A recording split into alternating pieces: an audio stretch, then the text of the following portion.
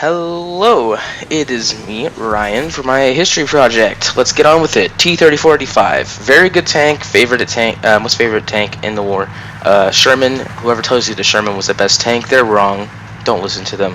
This is the best tank. T-3485 had its sword an 85mm gun, basically being able to penetrate basically the front of the Tiger if it's at a 0-degree angle and within 100 meters.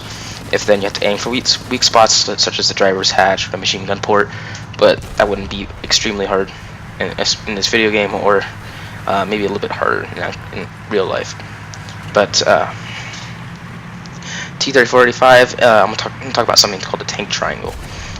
It basically is a chart formed as a triangle to measure a tank's firepower, mobility, and armor. This tank leaned more towards mobility and firepower with the 85, and sorry for the interruption there, with the 85mm gun.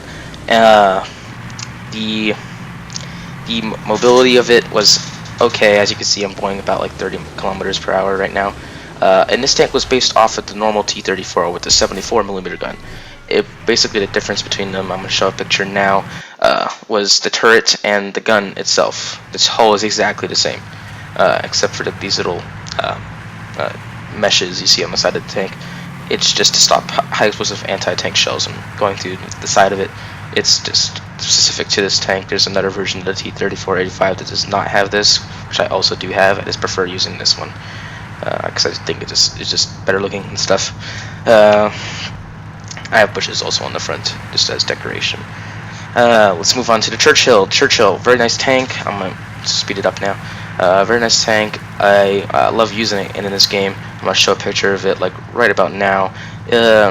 It sported a 3-pounder gun. It leaned more towards armor and firepower as well. The 3-pounder gun shot extremely fast.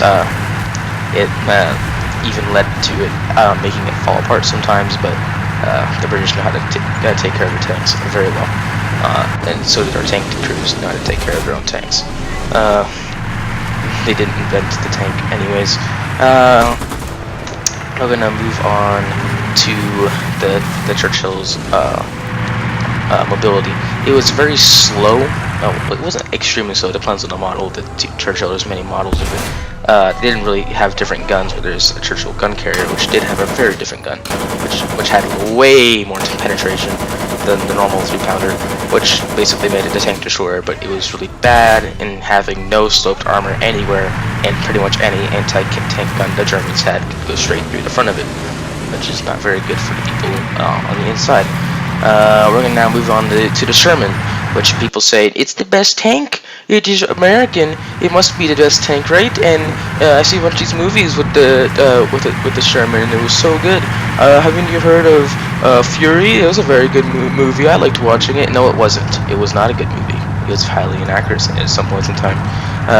The Sherman, it was basically straight dead in the middle when it came to the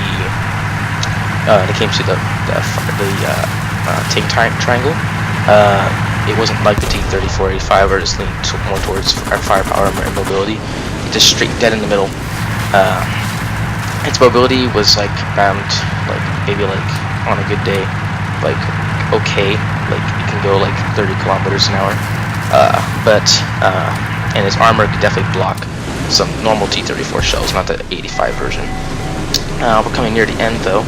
Got about a minute, actually, probably less than a minute left.